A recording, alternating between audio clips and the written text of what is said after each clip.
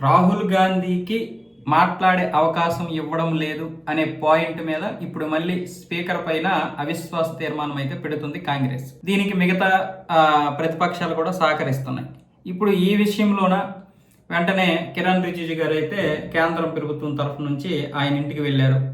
మీరు సహకరించాలి, పార్లమెంటు సమావేశాలకి అన్ని సమావేశాలకి సహకరించాలి, మనం పార్లమెంట్లో సమావేశాలు చేసుకొని ముందుకు వెళ్దాం, సజావుగా సాగేలా చూడండి, ప్రతిపక్షాలని సహకరించేలా చెయ్యండి అని చెప్పి ప్రధాన ప్రతిపక్ష నేతగా ఆయనకి గౌరవం ఇస్తూ కిరణ్ రిజిజు గారు కేంద్ర మంత్రి అయితే వెళ్ళడం జరిగింది. అయితే ఈయనేమంటున్నాడు, అమిత్ షా రాజీనామా చేయాలి, అలాగే విద్యార్థులకి క్షమాపణలు చెప్పాలి, నరేంద్ర మోదీ పార్లమెంట్కి రావాలి. ఇది రాహుల్ గాంధీ డిమాండ్. మరి ఈ ప్రతిపక్షాలు ఎప్పుడు బాధ్యతగా ఉంటాయో అర్థం కావడం లేదు.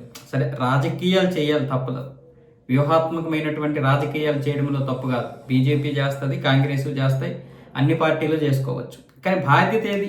ఎఫ్సిఆర్ఏ బిల్ ఎందుకు వీళ్ళు అడ్డుకుంటున్నారో అర్థం కాదు. డీలిమిటేషన్ బిల్ ఎందుకు అడ్డుకుంటున్నామంటే సౌత్ ఇండియాకి అన్యాయం జరుగుతుంది అంటున్నారు. సౌత్ ఇండియాకి అన్యాయం జరుగుతుంది అంటే వీళ్ళు పట్టుపట్టాల్సింది ఏంటి? సౌత్ ఇండియా అయినా సరే, ఏ ఇండియా అయినా సరే, మీరు ఏ విధంగా విభజిస్తున్నారు? జనాభా ప్రాతిపదికన విభజిస్తున్నారా, లేకపోతే నిష్పత్తి ప్రకారం ఏదైతే 50% ఉందో ఎక్కడైనా సరే 50%, ప్రతి రాష్ట్రానికి ఎన్ని సీట్లు అయితే ఉంటాయో అన్ని సీట్లకి 50% పెంచుకుంటూ వెళ్ళిపోతే ఏ ఇబ్బంది ఉండదు.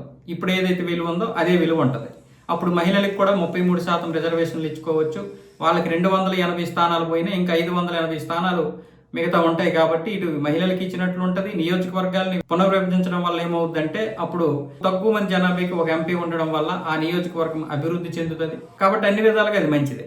కానీ ఇప్పుడు వీళ్ళు ఏంటంటున్నారు, పూర్తిగా డీలిమిటేషన్ బిల్లునే అడ్డుకుంటున్నారు. డీలిమిటేషన్ బిల్లుని తీసుకొస్తే 840, 850 స్థానాలకు వెళ్ళిపోతాయి. అప్పుడు మొత్తం వీళ్ళే కబంధ హస్తాల్లో పెట్టుకుంటారు. ఆ తెలివితేటలు మనం భరించలేము. నరేంద్ర మోదీ తెలివితేటలు, అమిత్ షా తెలివితేటలు, బీజేపీ తెలివితేటలు. 850 స్థానాలు కనుక మొత్తం అయిపోతే ఇక మన చేతిలో ఏముండదు. ఉత్తరప్రదేశ్ లాంటి ప్రాంతాన్ని 50% అంటే అప్పుడు 120 స్థానాలకు వెళ్ళిపోతాయి అవి. అదే మామూలుగా ఒకవేళ జనాభా ప్రాతిపదికన అయితే విపరీతంగా పెరిగిపోతాయి. జనాభా ప్రాతిపదికన అయితే ఇంకా ఎక్కువైపోతాయి. 200 కూడా దాటిపోయే అవకాశాలు ఉన్నాయి. కాబట్టి ఏ విధంగా చూసినా వీళ్ళు దాన్ని వ్యతిరేకిస్తున్నారు, డీలిమిటేషన్ బిల్లుని, మహిళా సాధికారత బిల్లుని. మహిళలకి వీళ్ళు ఎలాగో రిజర్వేషన్లు ఇవ్వలేరు.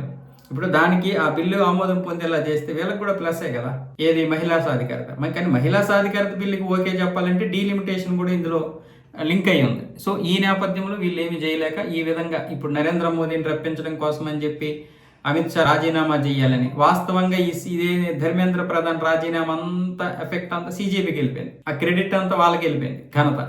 ఆ ఘనత ఇప్పుడు ఎలాగైనా సరే కాంగ్రెస్కి రావాలి. కానీ ఆమ్ ఆద్మీ పార్టీ ఇక్కడ మధ్యలో ఉంది. కాంగ్రెస్కి మంట ఏంటంటే ఈ క్రెడిట్ అంతా ఆమ్ ఆద్మీ పార్టీ తినేస్తుంది, మధ్యలో ఆమ్ ఆద్మీ పార్టీ వచ్చేస్తుంది. మరి మమ్మల్ని ఎవరు గుర్తిస్తారు, మా పరిస్థితి ఏంటి? ఇప్పుడే కదా పార్లమెంట్ సమావేశాలు వచ్చినప్పుడే మనం ఏదో ఒకటి తొండి చేస్తే ఆ తొండి కోసమైనా నా దగ్గరకు వస్తారనే ఉద్దేశంతో ఇలా చేస్తున్నారు వీళ్ళు.